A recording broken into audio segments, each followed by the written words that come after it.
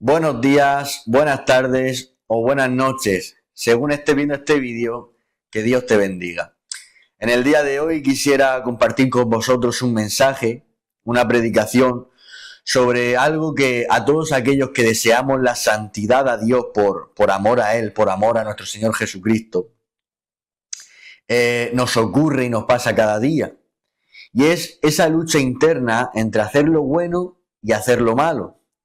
Obedecer a Dios u obedecer los deseos de mi naturaleza pecaminosa, esa naturaleza que heredamos de Adán, la cual se le llama la naturaleza adámica, la cual es que todo ser humano, radica en que todo ser humano nacemos con una tendencia al mal, depravado, en nuestra propia maldad.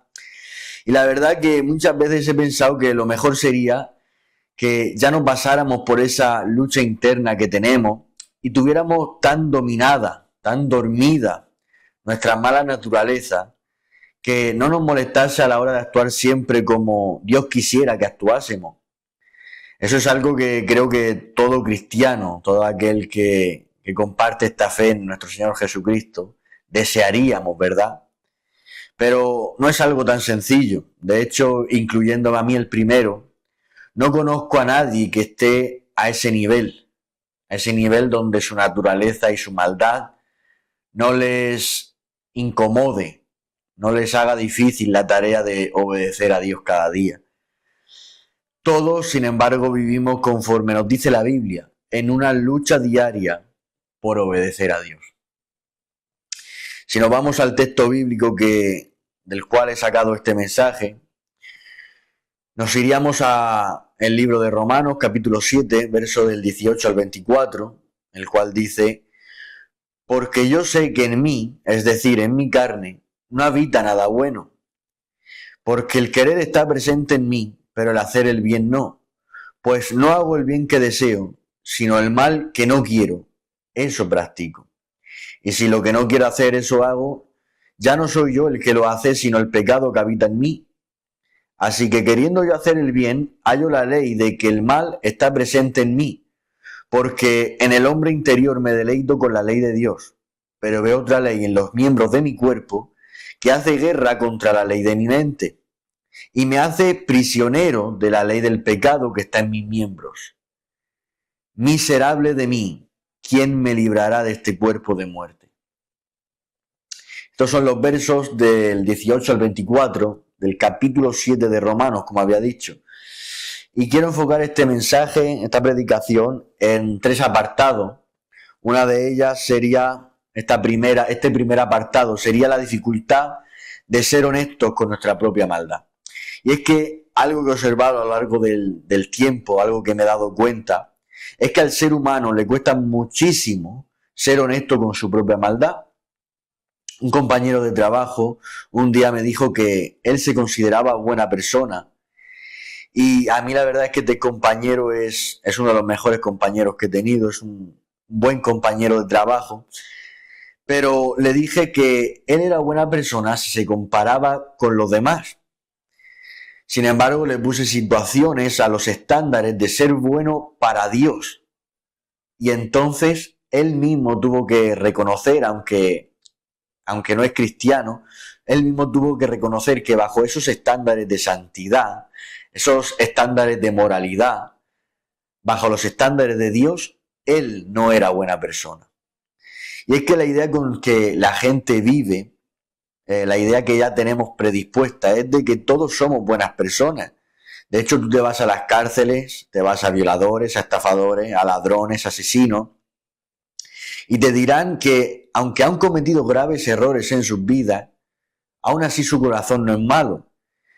Y esta dificultad de ser honesto con nuestra propia maldad que tienen los inconversos, es decir, los que no están en Cristo, y que son tal vez los más malos que conozcas, como los que te puedes encontrar en una cárcel, como estaba diciendo, o los más buenos que te conozcas, personas que son amigos tuyos, que no están en Cristo, pero dices, son buenas personas, por eso son amigos míos. Pues esa dificultad que tienen esas buenas personas que no tienen a Cristo, o esas malas personas que no tienen a Cristo, no es algo que solamente tengan las personas que no han creído en Cristo y no son cristianos, sino que la dificultad de ser honestos con nuestra propia maldad es algo que también tenemos nosotros, los cristianos. Me he criado en el Evangelio y en mi juventud he estado rodeado siempre de cristianos de todas las edades. Hice nuevas amistades que algunos me podrían llegar a pasar de 20 a 30 años y he estado en multitudes de conversaciones en las cuales he escuchado frases como: yo soy el primer pecador de todos los que estamos aquí. ¿Quién no ha escuchado frases como esta? O yo tengo miles de defectos, o no soy perfecto. Pero a esas personas que decían esta frase, lo curioso es que nunca les he escuchado admitir un solo error. Y es que decir que eres el más pecador de todos, que eres el primero de los pecadores, no sirve de nada si a la hora de corregir un comportamiento o un fallo no lo hace. Pero claro, queda bien decir en una iglesia donde a veces, pues, lógicamente a las iglesias se va a santificarse más, porque no somos perfectos, vamos a santificarnos. Y queda bien decir que tú eres el primero de los pecadores porque te da como un toque de humildad cristiana. Sin embargo, es algo inútil si a la hora de especificar un fallo, de concretar en algún error que has tenido, mueves cielo y tierra por tal de no reconocerlo y no verlo. Es como aquel que está en una conversación entre amigos y se está hablando de que todos tienen el coche destrozado y salta uno, porque sabemos que siempre hay un amigo que es el que más de todos, es decir, si se habla de comida hay uno que siempre come más que todos, ¿no? Pues si se habla de que hay un coche, que cada uno tiene el coche destrozado, siempre va a haber un amigo que diga: pues mi coche es el que más destrozado está de todos, más que el vuestro. Está hecho pedazos, pero sin embargo este amigo que está confesando que tiene el coche más destrozado de todo su grupo, cuando cada uno se van a su casa, un amigo le pregunta por el coche y le dice: oye, ¿qué te ha pasado en el bollado de la puerta? Y el amigo que confesaba anteriormente que su coche era el más destrozado de todos, se enfada, se molesta, se siente mal y le dice: oye, ¿por qué me estás preguntando eso? ¿Acaso me estás diciendo que no sé conducir? O el que dice: sí, vente a mi casa si quieres, pero mi casa es un desastre. Pero visítame cuando quieras. Y claro, llega el amigo a su casa y se encuentra un papel que está tirado en el suelo y pues, como a su amigo lo recoge y lo tira a la basura.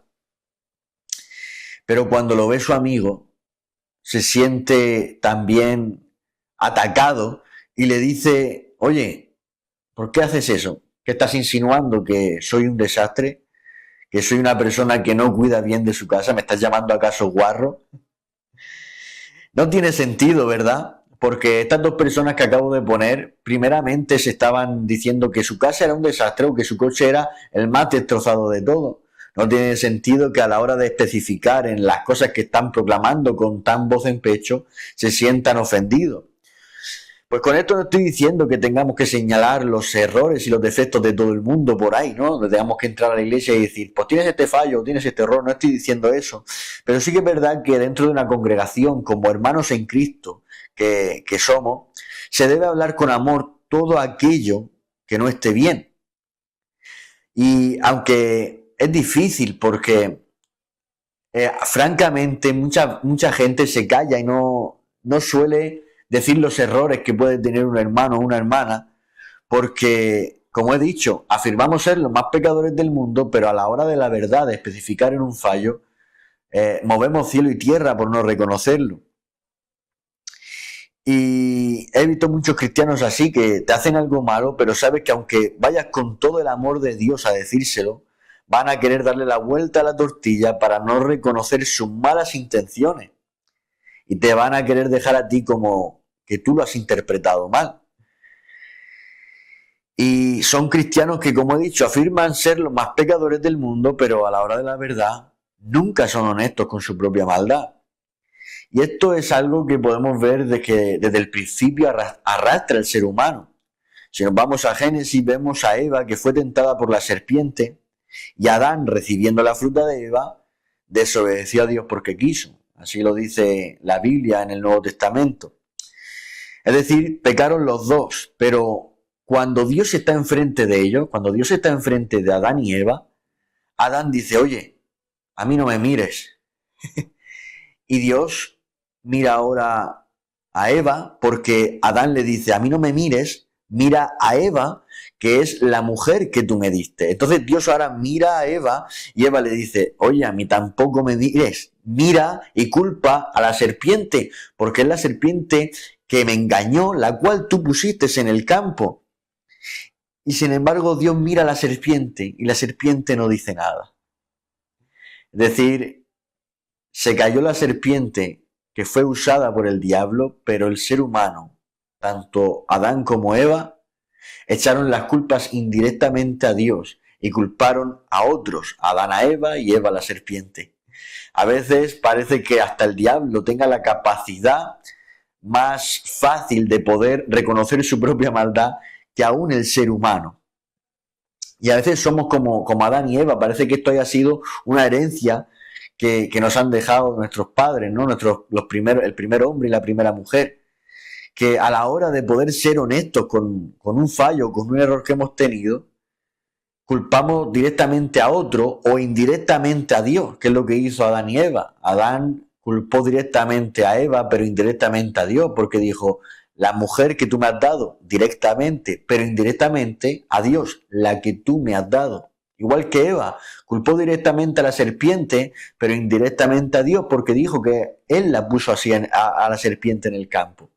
Entonces, somos de una manera que culpamos directamente a otras personas, indirectamente a Dios, o incluso a veces cuando ya no nos queda más recursos, culpamos directamente al diablo e insinuamos que nos ha engañado o cualquiera de estas cosas con tal de no reconocer nuestra maldad. Somos capaces de hacer cualquier cosa, de culpar a cualquiera, al hombre, a Dios o al diablo, menos a nosotros mismos. Y es que tenemos la tendencia que cuando hacemos algo malo, es que algo o alguien tuvo que empujarnos. Que si pecamos seguramente fue porque ciertas personas sacaron lo peor de nosotros. ¿Quién no ha dicho alguna vez esta frase? Esta persona saca lo peor de mí. Y claro, existen esas cosas, son reales y la Biblia habla de ellas. Hay personas malas que a veces pues te molestan, no sacan tus virtudes, por así decirlo. Y es verdad que la Biblia dice que el diablo va buscando a quien devorar. Pero hoy quiero que nos hagamos una pregunta que casi nunca nos atrevemos a considerar y es la siguiente. ¿Realmente necesitamos a alguien o que pase algo en concreto, alguna situación, para ser malos? Medita esta pregunta. Si estuvieras rodeado de personas que son exactamente como tú, entonces ¿siempre actuarías bien? Si el diablo dejara de existir de aquí en adelante, entonces ¿podrías ser perfecto?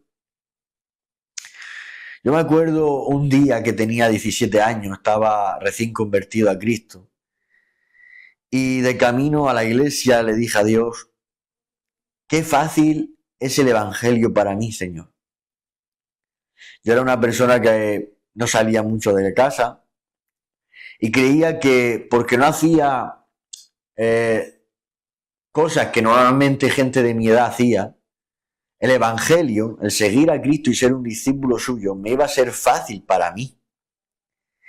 Pero es la ignorancia que tenemos a veces cuando uno está comenzando en estos caminos de Jesús, que tenemos ignorancia y no sabemos lo difícil y lo costoso que es llegar a ser discípulo de Cristo.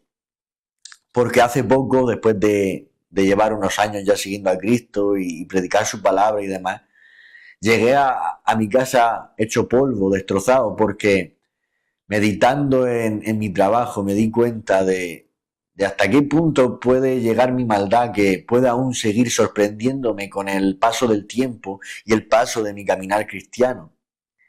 Y en esta meditación dentro de mí, porque se levantó una maldad dentro de mi corazón que me sorprendió, le dije a Dios, Señor, no necesito a nadie para ser malo.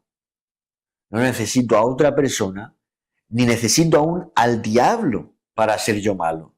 Con mi propia carne, con mi propia naturaleza adámica, la naturaleza pecaminosa con la que todo ser humano nace, me sobra y me basta. Que es como estaba diciendo Pablo en Romanos 7, en mi carne no mora el bien. A veces no practico aquello que quiero.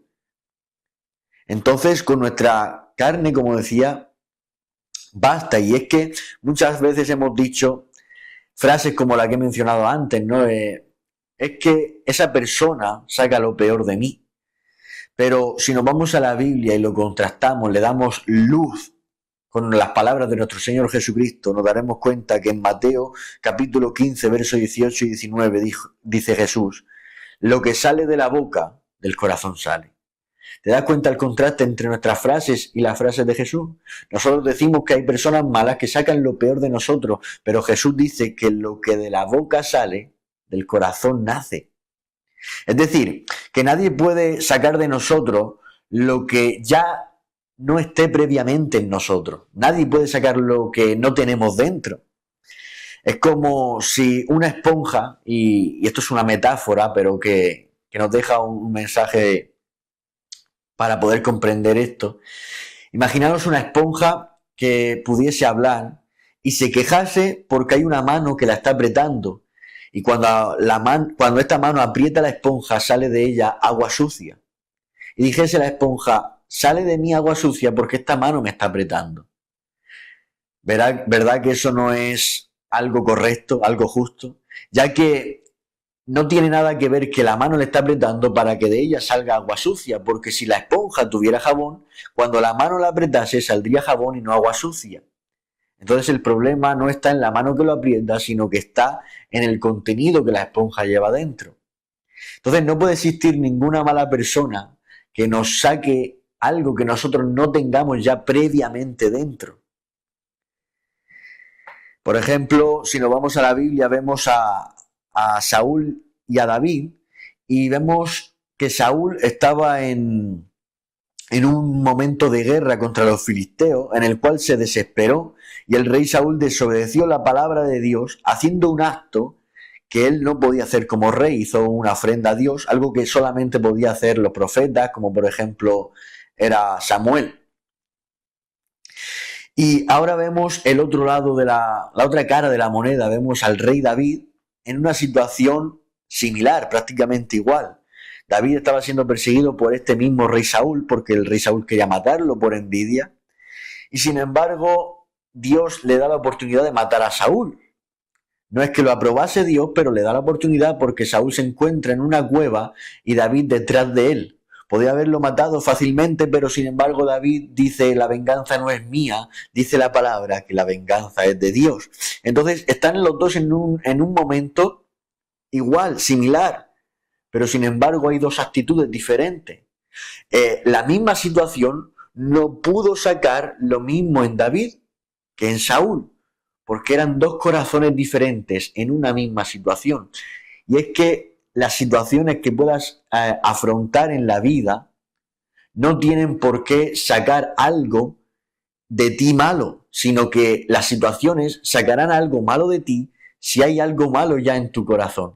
En el corazón de Saúl no había confianza, no había obediencia. Por lo tanto, esa situación de guerra contra los filisteos sacó de Saúl la desconfianza que ya tenía, aunque él no la conociese, porque la Biblia dice que engañoso es el corazón más que todas las cosas. ¿Quién lo conocerá? Solamente lo conoce Dios, pero el rey Saúl no podía conocer su propio corazón. Sin embargo, esa situación sacó a la luz lo que ya había en el corazón de Saúl, que era la desconfianza ante Dios, su desespero. Sin embargo, la misma situación en aquella cueva con David, que podía matar a su enemigo, el cual lo estaba persiguiendo durante años, no sacó lo mismo que Saúl, porque aunque era la misma situación, no era el mismo corazón. El corazón de David conocemos a través de la Biblia que es un corazón conforme al de Dios, y en esa situación en la que lo más fácil para todo el mundo es acabar con Saúl, acabar con aquel que lo quiere matar, David se acuerda de Deuteronomio, se acuerda de la palabra de Dios y recuerda que la venganza no le pertenece a él, aunque aunque esté en su justicia, por así decirlo, entre comillas, de matarlo, sino que la venganza, a la luz de la justicia divina por la revelación de la palabra de Dios, le pertenece a su Dios, a Jehová de los ejércitos. ¿Se dais cuenta? Una persona no puede sacar algo que ya no esté en ti, tampoco una situación. Otras veces decimos, es que el diablo me hizo pecar. Pero Santiago nos da una verdad que casi nunca queremos reconocer. Cada uno es tentado cuando de su propia concupiscencia, es decir, sus propios deseos, es atraído y seducido. Santiago 1:14. Ahí no dice cuando el diablo te engaña o cuando el diablo te agarra. Dice cuando de sus propios deseos es atraído y tentado, es decir, seducido. Es decir, como estoy diciendo, la semilla del problema no está con los de afuera. El problema del ser humano está dentro de sí mismo. Con esto no niego la influencia del exterior, no niego la existencia del diablo, ni niego la realidad que hay en el mundo tan difícil que es seguir los caminos de Dios en este mundo que está bajo el dominio del diablo. Pero sí afirmo algo, y es que no lo necesitamos para ser malos. Nuestra carne, como he dicho antes, basta. Y es que por muchos años en las iglesias, queriendo no pecar, se ha predicado la santidad de una forma donde el cristiano tiene que aislarse, como si tuviéramos que meternos en un búnker para no contaminarnos con las cosas del mundo. Y hay cosas que en la Biblia dice que debemos de huir, pero hay otras que no. El cristiano no debe estar huyendo constantemente de las situaciones o de las personas que tiene que afrontar al día a día. Porque ¿cómo vas a huir de una persona con la que tienes que estar trabajando laboralmente todos los días de tu vida? ¿O cómo vas a huir de situaciones que la vida te depara? De hecho, el mismo Jesús nos dio una advertencia que se cumple sí o sí. En el mundo tendréis aflicción. Hay situaciones en la vida que van a llegar y no puedes huir de ellas. Entonces el cristiano no está preparado para huir siempre. Por eso sí es verdad que dice la Biblia huir de las pasiones juveniles en un contexto de conversaciones que no debemos de entrar. Pero no debemos estar, como he dicho, huyendo siempre. El cristiano no está para estar huyendo siempre. Entonces tú imagínate un cristiano que huye, que se aísla en un búnker y dice dentro de sí, ahora sí, ahora aquí ya no hay mundo, aquí no hay tentación, aquí estoy protegido, aquí ya no voy a pecar. Pero, ¿sabes? Tanto tiempo aislado ese cristiano en el búnker va a recordar buenos y malos momentos porque no tiene con quién hablar. Entonces, ¿qué va a estar pensando, recordando sus momentos, su vida anterior antes de meterse al búnker? Y puede pensar los buenos recuerdos y le va a sacar una sonrisa en su rostro, pero también va a recordar los malos recuerdos. Y con ello, las personas que le dieron esos malos recuerdos. Y entonces se va a dar cuenta que dentro del búnker todavía se enoja con aquellos que le dieron los malos recuerdos. Todavía sus pensamientos se encienden en rabia y ve que todavía critica, todavía envidia, todavía se irrita, todavía piensa cosas incorrectas. Se da cuenta el cristiano que todavía hay lucha. Aunque aún nos aislásemos en un búnker o una isla desierta para nosotros mismos, rodeado de árboles y rodeado de la naturaleza, sin ninguna persona, aunque el diablo dejara de existir, aún así nosotros seguiríamos pecando porque el problema ya está dentro de nosotros. Todavía tendríamos lucha. Y entonces se da cuenta ese cristiano que a veces quiere aislarse en el búnker, ¿no? Porque está esa clase de cristiano que siempre quiere aislarse de todo, creyendo que así va a mantener una santidad superior. Y se dará cuenta de que tal vez alguien nunca le haya dicho o nunca le haya predicado que puedes huir del mundo, claro que sí, pero no puedes huir de ti mismo. Es como huir de tu propia sombra. Puedes correr, puedes esconderte, pero cuando menos te des cuenta, tu sombra seguirá estando ahí. Hemos hablado que el mundo, a veces como lo hemos hablado, el panorama cristiano es como si fuese que el mundo es algo muy contrario a nosotros, muy ajeno y muy lejos de lo que nosotros somos. Pero el mundo, conforme a la Biblia, lo entendemos como el sistema de deseos contrarios a Dios, no a nosotros, contrarios a Dios. Entonces el mundo no solamente está fuera, el mundo, al cual llamamos muchas veces, está dentro de nosotros. ¿Por qué? Porque el mundo solamente es el resultado del gobierno del diablo con personas movidas por su naturaleza caída.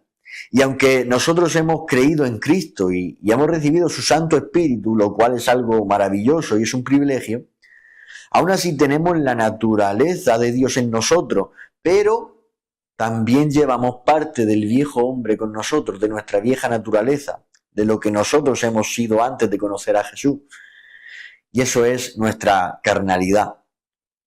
Ahora entramos en el segundo aspecto de este mensaje, y es un momento de confrontación a raíz de todo lo que este primer aspecto del mensaje nos ha hecho entender, y es que si no reconoces lo lejos que llega tu maldad, entonces nunca en ti podrá haber lucha como la había, por ejemplo, en el apóstol Pablo, como hemos leído en Romanos 7. Por eso, llegado a este punto, quiero haceros unas preguntas, y es, ¿se identificáis con todo esto? Es decir, ¿tenéis luchas constantes en vuestro interior por ser más parecidos a Cristo, hasta en los mínimos detalles de cada día? ¿Llegáis a sentiros miserables en ocasiones, como Pablo, porque deseáis tanto la santidad como él la deseaba? Yo os voy a confesar algo, y es que yo tengo tanta lucha en mi interior que a veces parezco bipolar. ¿Por qué? Porque la ley del pecado se levanta, como dice Pablo, en mí, y me suele llevar a hacer lo que siempre he sido. La diferencia es, antes de conocer a Cristo y después de conocer a Cristo, que ahora no quiero. Porque al recibir a Cristo en mi vida ya no puedo disfrutar del pecado. Ni aun los pecados que más me gustaban me hacen sentirme bien. Actuar como no debo solo me hace sentirme miserable, porque ha cambiado mi disfrute y mi deleite a todo aquello que sea santo y glorifica a Dios. Porque todo el que ha nacido de nuevo, aun cuando peca, no puede disfrutarlo. Eso es algo que el cristiano pierde. Cuando el cristiano nace, cuando una persona, mejor dicho, nace de nuevo y es cristiano, una facultad o una habilidad, por así decirlo, que pierde, es que ya no puede disfrutar del pecado, es algo imposible. ¿Por qué? Porque su deleite ha cambiado. El pecado, aunque habita en nuestros miembros, como dice la Biblia, ya no reina en nosotros, porque ahora el quien reina es Cristo y nuestro deleite está puesto en quien reina, en nuestro Señor Jesucristo. Y ahora que mi deleite está en Cristo, tengo que luchar contra mí mismo para, como dice Efesios 2:10, andar un camino de buenas obras que Dios preparó para mí de antemano, el cual es un camino de santidad. Pablo dijo que el deseo de mi carne es contra el espíritu y el deseo del espíritu es contra mi carne. Ellos se oponen entre sí. Es decir, cada uno tiene una intención. Cada una de nuestras dos naturalezas tiene una intención y quiere que la cumplamos, que le cumplamos su deseo. Y a veces se manifiestan las obras de mi carne en mi vida, y otras veces, por la gracia de Dios, se manifiestan los frutos del Espíritu. A veces soy la buena tierra en la que cae su palabra, y otras veces soy la tierra de pedregales y espinos. Muchas veces nos identificamos con la buena tierra, como que siempre somos la buena tierra, pero no siempre somos la buena tierra donde cae la semilla de la palabra de Dios. Hay áreas en nuestra vida donde somos buena tierra, pero aún quedan áreas en nuestra vida, aun con el pasar del tiempo, en el que no somos buena tierra y somos tierra de pedregales y espinos, donde su semilla, su palabra cae, pero no germina. Y lógicamente nunca va a crecer porque no está germinando. Porque hay oscuridad en ciertos rincones de nuestro corazón y de nuestra vida. Y lo peor de todo, ¿sabes qué es? Que como nos cuesta reconocer tanto nuestra maldad, lo lejos que podemos llegar en nuestros errores, hoy en día se ven pocos cristianos que tengan esa lucha interna. Y esto es algo fuerte, porque si no sientes que hay lucha en ti, si no sientes que hay guerra, como decía Pablo, dentro de ti, entre tu naturaleza, la naturaleza que hay en ti del Espíritu Santo y tu naturaleza pecaminosa, es una alerta rara, porque el apóstol Pablo en los últimos años de su vida dijo que aún no era perfecto, pero seguía luchando. Había guerra dentro de él en los últimos años de su vida. Seguía luchando por alcanzar a Cristo, por seguir batallando en medio de esa lucha. Es decir, la lucha que tenemos es hasta que partamos con Cristo, hasta el final de nuestros días. Y si en ti no hay esa lucha, no puede ser porque hayas alcanzado la perfección, ya que el apóstol Pablo en los últimos años de su vida no la consiguió, porque la perfección se alcanzará en la glorificación, es decir, cuando estemos en el reino de los cielos con Cristo. Entonces, si no has alcanzado la perfección, porque la Biblia así nos los aclara, lo único que nos queda es que si no hay lucha en ti, es porque estás siendo vencido por tu naturaleza pecaminosa. Y no estás reconociendo tu maldad, aunque la estás viendo claramente y obviamente. Por eso es que necesitamos tener discernimiento del bien y el mal. Y el discernimiento entre el bien y el mal no es un don. Un don podemos ver en la Biblia que puede ser el don de lenguas, el don de interpretar las lenguas, el don de sanidad, el don de palabra de ciencia. Pero discernir el bien y el mal no es un don. Es algo que debe ejercitarse y practicarse. ¿Por qué? Lo podemos ver en el libro de Hebreos, si no me equivoco, es en el capítulo 6, donde el autor a los hebreos les dice que necesitaban aún leche de la palabra, pero a los años que llevaban deberían estar consumiendo la palabra de la justicia, es decir, la palabra de Dios, pero en comida sólida. Es decir, debían haber madurado, necesitaban no solo la leche de la palabra, los principios elementales, sino algo más profundo, algo más para cristianos maduros, una comida sólida. Y dice que los que en ella tienen costumbre, en los que escudriñan esa palabra, les da ejercitan, sus sentidos son ejercitados, dice el libro de Hebreos, por la palabra sólida de justicia, y entonces tienen el discernimiento entre el bien y el mal. Es decir, cuando tú practicas, tienes como hábito, la palabra de Dios te hace crecer y llegas a un estado de madurez. En ese estado de madurez, tus sentidos espirituales son ejercitados y puedes discernir entre el bien y el mal. Y eso es lo que te va a mantener en tener una lucha interna dentro de ti, no un don, porque un don nunca puede ser algo crucial, algo súper importante en el tema de nuestra calidad de vida cristiana o salvación. Por ejemplo, si hay algunos que tienen el don de lenguas y otros no, hay unos que tienen el don de interpretarlas y otros no, pero eso no va a afectar a la calidad de tu vida cristiana en tu camino de santidad. Sin embargo, el no discernir entre el bien y el mal sí. Por eso debemos ejercitar nuestros sentidos espirituales con la palabra de Dios para poder discernir el bien y el mal. El Salmo 1, si nos damos cuenta, dice, bienaventurado, es decir, bendecido es aquel en el que no anduvo en camino de pecadores, no se sentó en silla de escarnecedores, ni escucha el consejo de malos.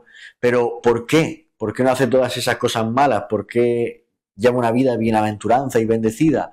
Lo dice en el verso 2, donde está toda la fuerza de esos versículos, y dice, porque medita en la ley de Dios día y de noche, y en ella está su deleite. Cuando tu deleite está en Cristo, está en su palabra, entonces se ejercitan, como hemos dicho, tus sentidos espirituales y tienes discernimiento entre el bien y el mal. Entonces necesitamos tener esa lucha. Si no tienes síntomas de tener esa lucha interna dentro de ti, es que hay algo que en tu vida no está yendo bien. Y eso es que debes de practicar, de ponerle interés. Uno de los problemas que tenía los hebreos era que no tenían interés en la palabra. Por eso el autor le dice que no puedo deciros más cosas porque no tenéis interés en ella. Os debo enseñar más cosas, pero no ponéis interés en ella. Y al no tener interés eran personas que no sabían discernir entre el bien y el mal. Y eso es algo crucial y elemental para nuestra vida en santidad. Entonces, ¿tú crees que todo esto es una locura? Toda esta lucha que te estoy contando, ¿o es tu día a día como lo era para el apóstol Pablo? La Biblia dice algo, dice, si confesáramos nuestros pecados, si confesáramos nuestros pecados a Dios, dice, Él es fiel y justo para perdonarnos. Sin embargo, tengo que decirte algo y es, en tus oraciones, ¿cuántas de tus oraciones son para confesarle tus pecados a Dios? ¿Cuántas veces hablas con Dios sobre sentimientos incorrectos que suelen pasarte por la cabeza? Todos tenemos pecados que nos seducen más que otros. ¿Cuántas veces hablas de tus pecados favoritos con Dios? Todos tenemos un caparazón con el cual nos reservamos un porcentaje de cosas que no queremos que otros sepan. En tu casa, que son los que más te conocen, ese caparazón puede ocultar el 20% de ti, porque aún los que viven con nosotros no nos conocen al 100%. Siempre hay un pequeño porcentaje de nuestra vida o de nuestros pensamientos que les reservamos. En la iglesia, que ya no es algo tan íntimo como los que viven con nosotros día a día, ese caparazón puede ocultar el doble, puede ocultar un 40% y más, que estamos en una iglesia donde se supone que tenemos que ser cristianos, santos y demás. Entonces fingimos más y ese caparazón oculta más porcentaje de nosotros, de lo que realmente somos. En el trabajo aún puede ocultar todavía más, porque a veces nos quitamos ese traje de cristiano, estamos con personas que no creen en Cristo y tenemos que afrontar situaciones difíciles. Entonces el caparazón puede ocultar más de la mitad de lo que somos, un 60% tal vez. Pero cuando te diriges a Dios, no te sirve ese caparazón, porque Dios es el único ser que te conoce hasta el último porcentaje de tu interior, hasta el último porcentaje de tu vida. Con Dios nos sirve esos caparazones que ocultamos lo que realmente somos. Por eso cuando llegas a tu cámara secreta, ¿cuántas veces te quitas de cuajo ese caparazón? Porque Dios te conoce al 100%. Estoy seguro que la mayoría de personas, en la mayoría de sus oraciones, en su cámara secreta, hablan de procesos, hablan de peticiones, de milagros, hablan dando gracias a Dios por cosas específicas en su vida, presentan viajes, presentan el día, la familia, cantan incluso algo para el Señor, se les dice que nos ayude, ¿cuántas veces nos hemos dicho que nos ayude a ser mejores para Él? A que quite de nuestra vida aquello que no le agrade. Y claro, todo esto es necesario, es bueno y es bíblico incluso.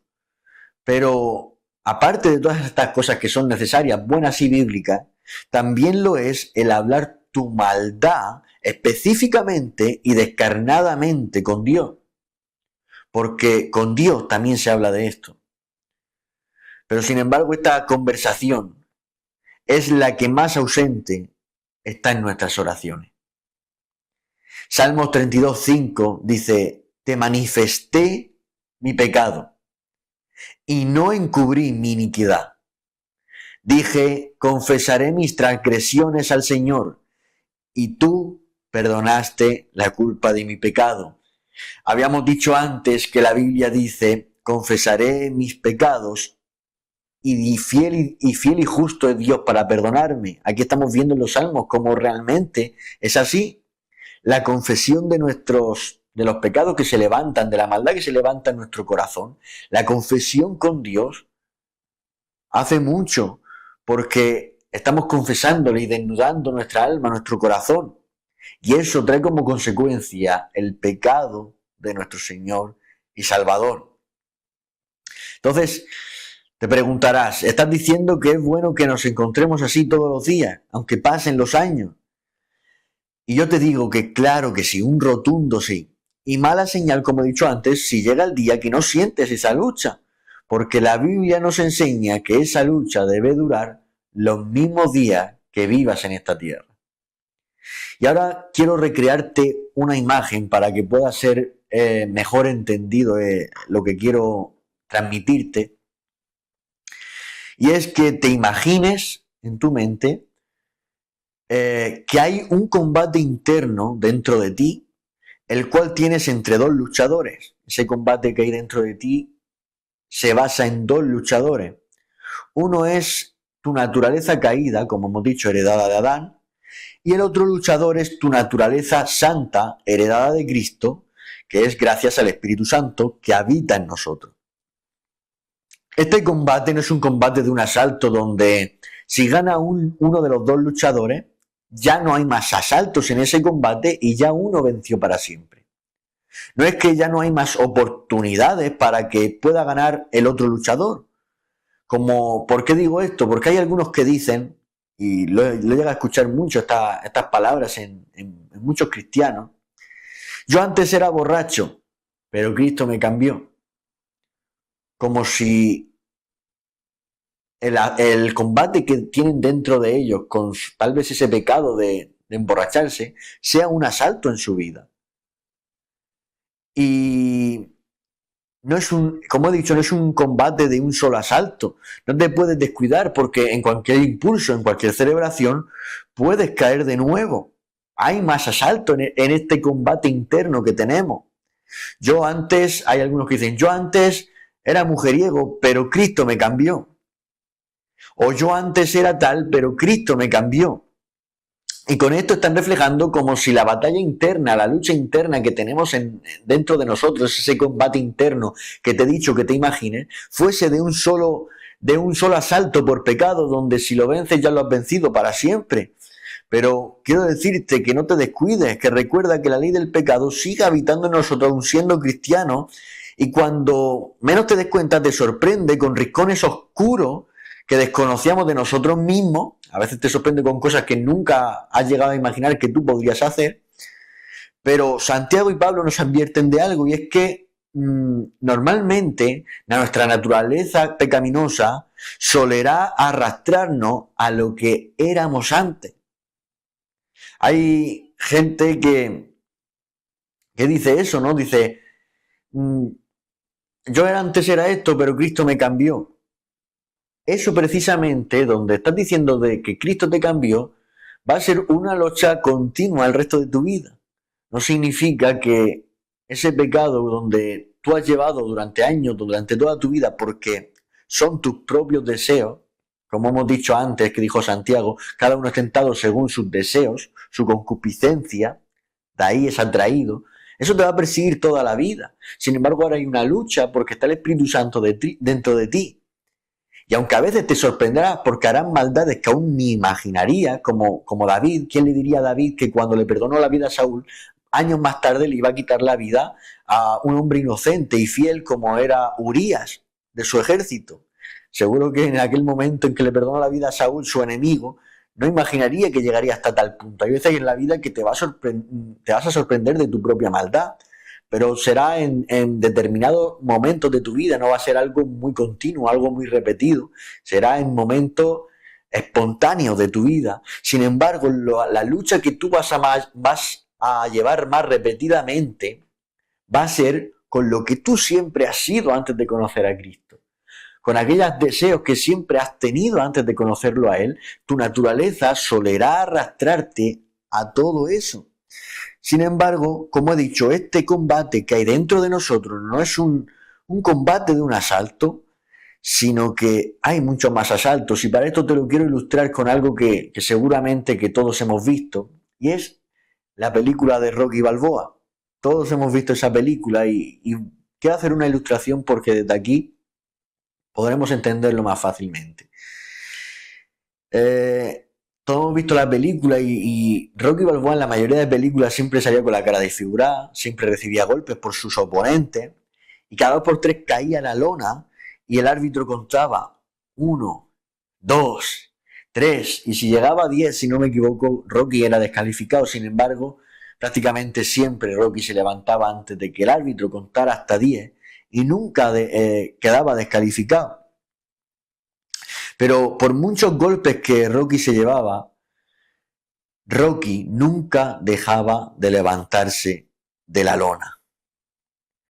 Ya podía ser el boxeador mejor que él, golpearle más fuerte incluso que podía golpear él. Sin embargo, cada vez que caía a la lona, siempre volvía al combate y siempre volvía a luchar, nunca dejaba de luchar.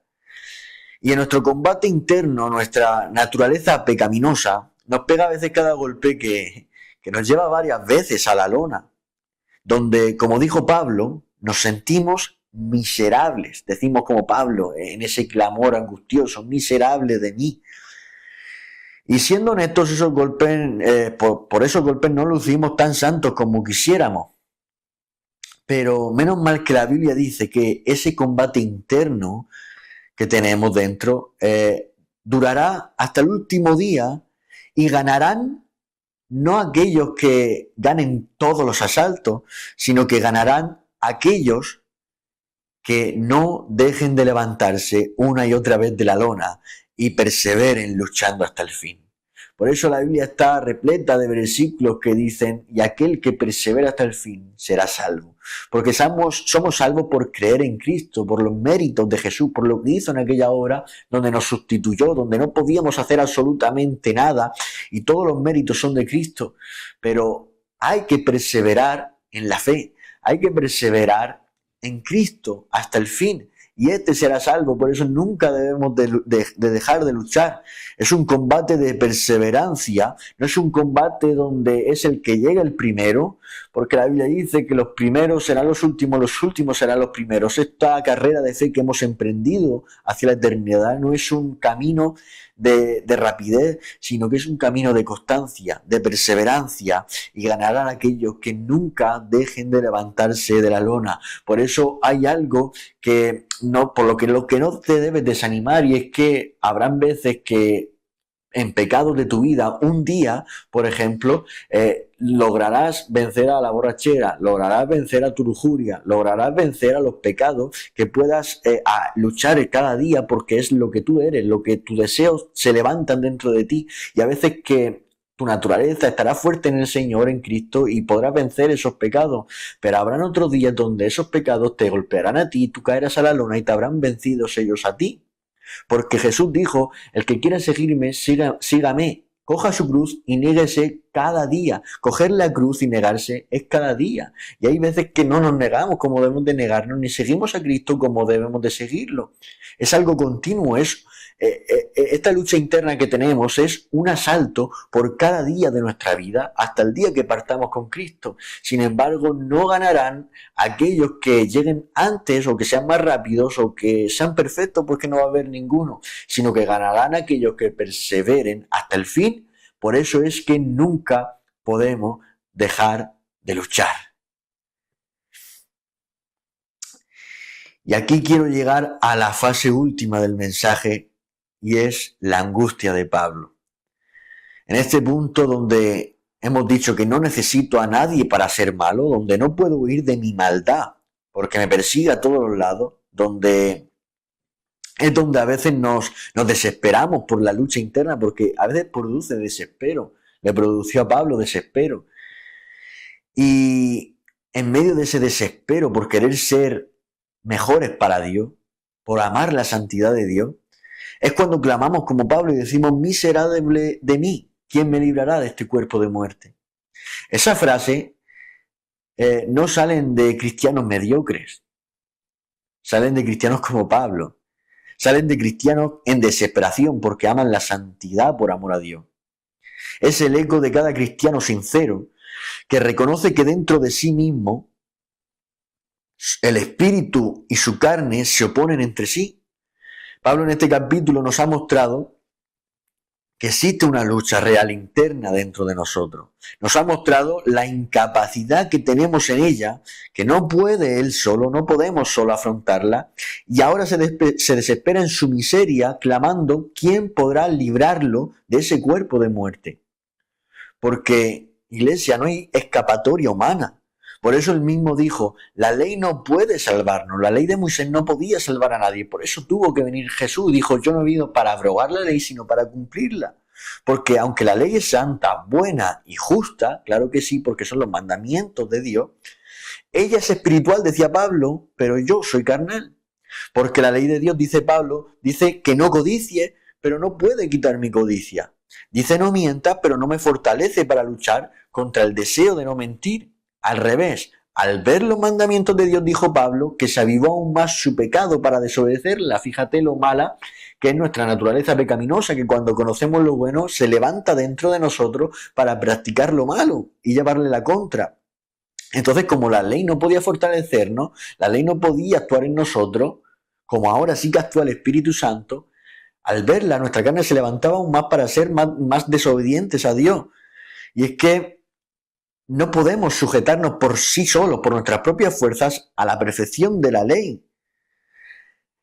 Por ejemplo, el aislamiento que practicaban los fariseos o más tarde practicaban los católicos en monasterios haciendo penitencia, todo eso no puede purificarnos. Culpar a otros o culpar al diablo, como he dicho antes, no puede justificarnos. Y es cuando Pablo nos hace entender que aunque nada ni nadie nos hace falta para ser malos, no nos hace falta nada ni nadie para perdernos en el infierno, sí nos hace falta urgentemente uno para poder ser mejor de lo que somos y poder ir al cielo una eternidad con Cristo.